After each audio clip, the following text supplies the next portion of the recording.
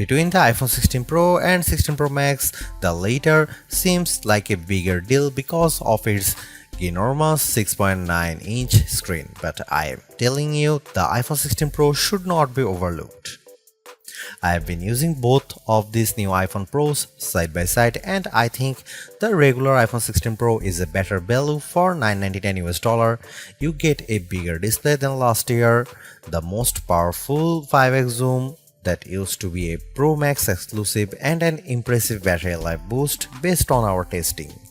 Otherwise, the iPhone 16 Pro has all the same goodies as the Pro Max, including the powerful A18 Pro chip, upgraded 48 megapixel ultra-wide camera, and impressive video features like 4K 120fps slow-mo videos and audio mix for zapping background noise. Apple Intelligence features like writing tools and the new Siri are promising based on early testing of the iOS 18.1 developer beta, but that won't officially arrive until October.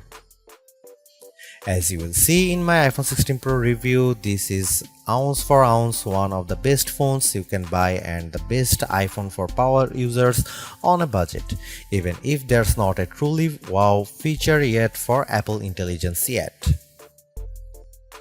The iPhone 16 Pro goes on sale September 20 and starts at $999 for 128GB of storage.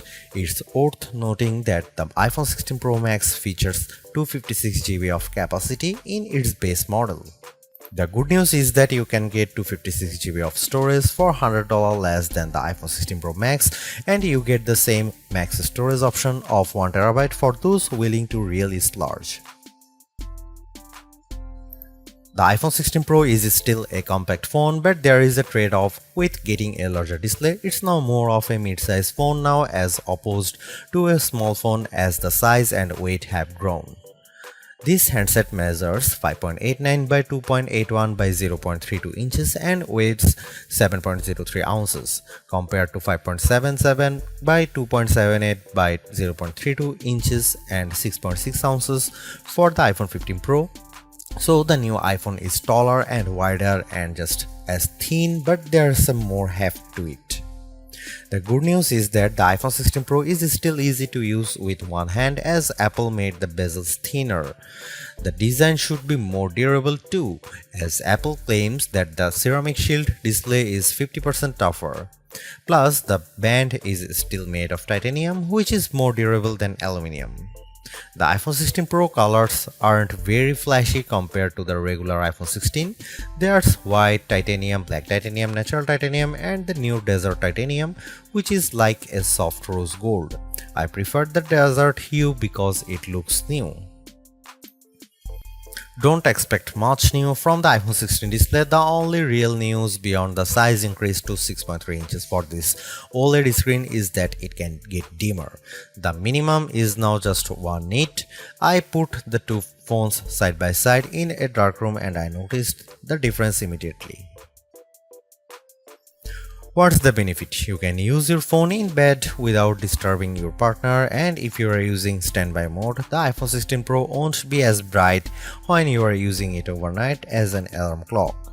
Otherwise, you get the same 120Hz refresh rate on this Pro Motion display and the same max brightness.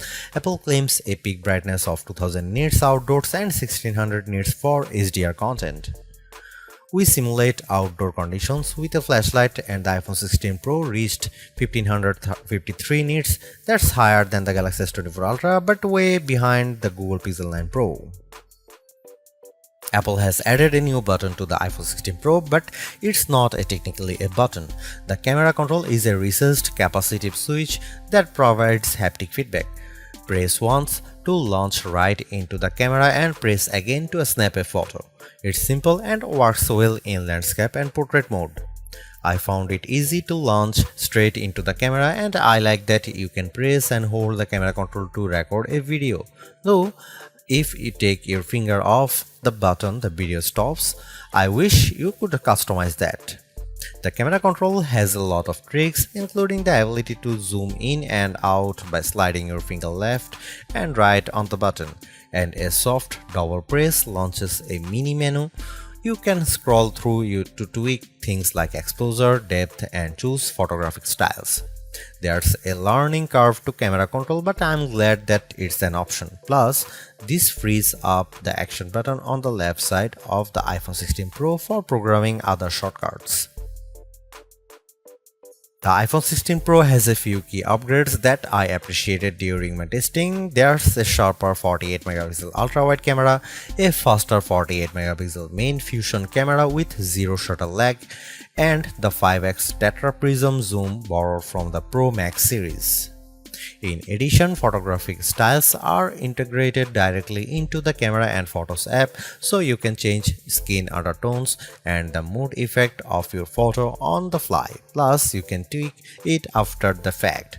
To test the iPhone 16 Pro's faster performance, I had my son take a photo of me shooting a jump shot side by side with the iPhone 15 Pro, and the result is brighter and more detailed image. How does the iPhone 16 Pro compare to the best camera phones? I shot a number of pictures using the iPhone 16 Pro alongside the Samsung Galaxy S24 Ultra and the Google Pixel 9 Pro XL to find out. I put the ultra-wide camera to the test on the iPhone 16 Pro with this shot of a beach and Apple comes out on top. The colors are more natural through the iPhone versus the Galaxy S24 Ultra, and Samsung's peak looks distorted on the right side by the flowers. Here are some camera samples of iPhone 16 Pro.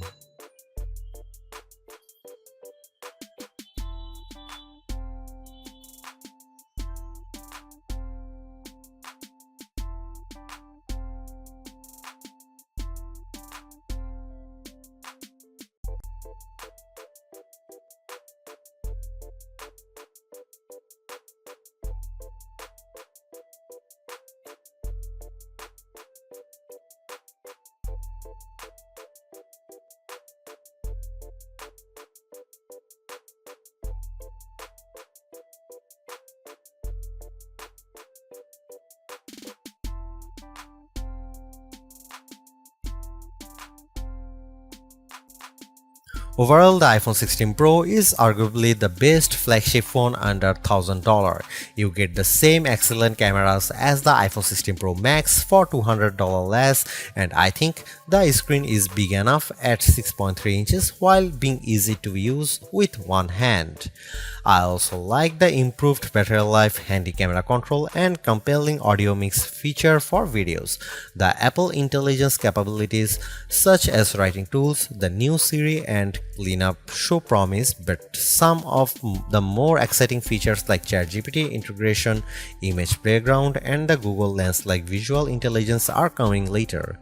In terms of the competition, I think the Galaxy S24 Plus and Google Pixel 9 Pro have more compelling AI features right now, but I prefer the camera system from the iPhone in many cases and the extra performance from its A18 Pro chip. Should you upgrade to the iPhone 16 Pro? If you have an iPhone 13 Pro or older phone, I'd say yes. And if you have an iPhone 14 Pro, I'd say wait to see how well Apple Intelligence works once it fully rolls out before you buy.